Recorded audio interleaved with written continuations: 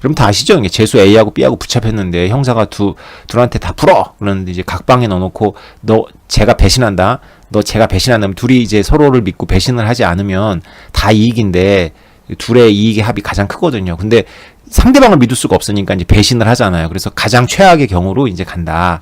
그래서 개인의 최선이 전체 최악이 된다. 이게 이제 죄수의 딜레마여서 개인적으로는 최선을 다 선택하는데 전체적으로는 최악이 된다. 이게 이제 죄수의 딜레마입니다. 이 원리를 여러분들이 이해하고 싶으면 그 이제 관련 자료도 되게 많은데 제 채널에 그 죄수의 딜레마 1시간 넘는 강의예요. 그거 이제 칠판에 그려가면서 이제 하는 거를 한번 전혀 모르셨다면 이제 보시는 게 의미가 있다라는 거고요. 죄수의 딜레마를 이왕 얘기 꺼냈으니까 이제 우리 이제 지금의 화두인 비트코인과 알트코인에 대해서 지금 설명할 때 좀 도움이 돼요. 여러분들 놀이터를 생각해 보자고. 놀이터. 한 놀이터에 10대 애들이 껄렁한 애들이 나와서 담배 피고 야한 농담하고 여차하면 소주도 까먹고 지나가는 여학생 희롱도 하고 이런 애들이 채울 수도 있고요. 엄마들이 유모차 끌고 나와가지고 아이들 놀게 하고 그리고 엄마들끼리 정보도 교환하고 야 비트코인 지혜족보라는 거 한번 봐봐 정말 좋아 이렇게 얘기도 하고 인생에 도움도 되고 뭐 이럴 수도 있잖아요. 그런데 이 놀이터가 어느 순간에는 그 껄렁한 10대들이 장악할 수도 있고 어느 순간에는 엄마들이 장악할 수도 있어요. 그러니까 엄마들이 장악해 있을 때는 껄렁한 10대가 자기 친구들이 나올까 하고 나왔다가 그 엄마들의 그 공동체적인 그 기에 눌려가지고 그냥 어슬렁어슬렁 주변부를 맴돌다가 담배도 못 피고 도망간다. 한편으로는 근데 그 어떤 엄마가 아이를 그때 태워가지고 딱 나갔더니 껄렁껄렁한 10대들이 이렇게 지네들끼리 막 있더라. 그래서 여기서는 이러면 안 돼요라고 한마디 했다가는 린치를 당할지도 모르고 기에 눌려가지고 그냥 엄마도 그냥 유모차 가지고 그냥 뭐 이렇게 주차장으로 가서 차들하고 부대끼면서 이렇게 다니게 된다 이런 거죠. 이런 상태예요. 그러면 그 놀이터를 누가 점령하게 되느냐가 사실 이면에 이제 죄수의 딜레마라는 이제 그 원칙이 이제 작동을 한다는 거죠. 여러분들은 합리적인 개인이잖아요. 합리적인 개인은 자기의 이익을 극대화하는 거, 공동체도 생각을 하지만 그거보다는 자기의 이익을 극대화하는 거예요. 그래서 내 이익이 극대화되는 게 좋은데 공동체 이익도 극대화된다면 더 좋겠죠. 그런데 이제 내 이익이 극대화된다면 공동체 이익은 좀 손해를 보더라도 내 이익을 지키려고 해요. 그게 이제 죄수의 딜레마에 빠진 죄수들의 이제 딜레마거든요. 여러분들이 주부라고 생각해 보죠. 여러분들이 주부예요. 그러면 여러분들한테는 뭐가 좋아요?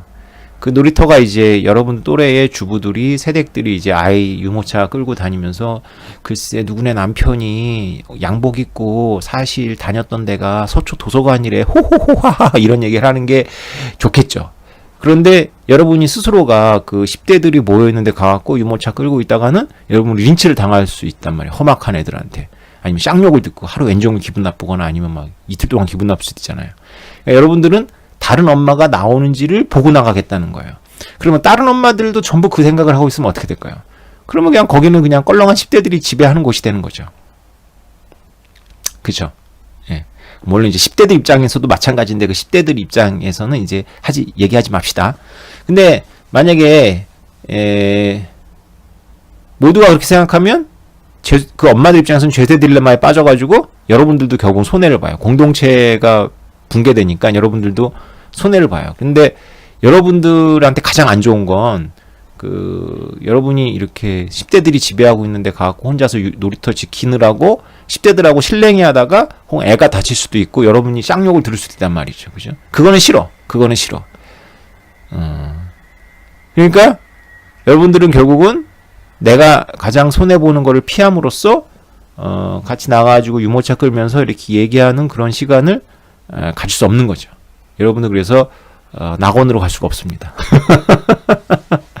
공공성이 없어요. 공공성이 없어지죠. 공익이 없어져요. 이걸 해결하는 방법은 이제 리더가 나타나가지고 뭔가 쭉쭉 하는 건데요. 이게 보이지 않게 이렇게 많이 발생을 해요. 근데 이제 제가 오늘 이 얘기를 꺼낸 이유는 이제 일반적인 죄세 딜레마 설명하려는 것이 아니라 쏠림 현상을 설명하려고 그러는 거예요. 쏠림 현상을. 그래서 이제 토마스 셀링이, 그 유명한 토마스 셀링이 이것도 이제 쏠림 현상도 이제 죄세 딜레마 가지고 쭉 설명을 하거든요. 이 쏠림 현상이 왜 생겨요? 쏠림 현상이 바로 죄세 딜레마 때문에 생기는 거예요. 그래서 이제 시카고라는 도시를 있는데 어느 순간에 이제 흑인들이 이렇게 들어와서 살면 백인들이 하나도 안 남는 거예요. 그래가지고 흑인이 사는 구역하고 백인이 사는 구역이 싹 나눠지는 거죠. 왜 이렇게 되죠? 예, 맞습니다. 흑인들이 사는 구역에 자기 혼자 있는 백인이 되고 싶지 않은 거죠. 예. 백인들이 사는 구역에 흑인 혼자 들어가 있고 싶지 않은 거예요. 예. 그러면서 이게 싹 갈라지게 되는 거죠. 뭐 적당히 섞여서 인테그레이트하게 이렇게 통합될 수도 있지만 지금 얘기가 아니라 토마스 셀링이 연구한 거 이제 70, 80년대 시카고니까 굉장히 험악했던 시절이죠.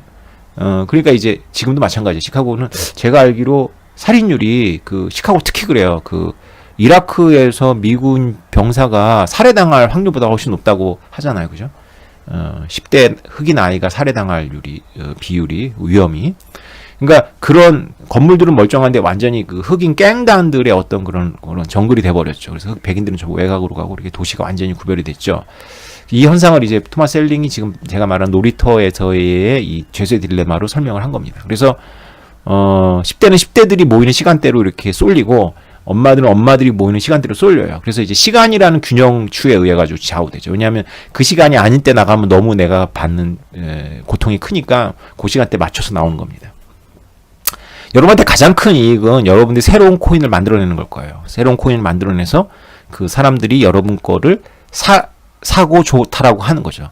그 지금 여러 스타트업들이 지금 꿈꾸는 거잖아요. 그것이 여러분들한테 굉장히 제일 그 상승폭이 큽니다.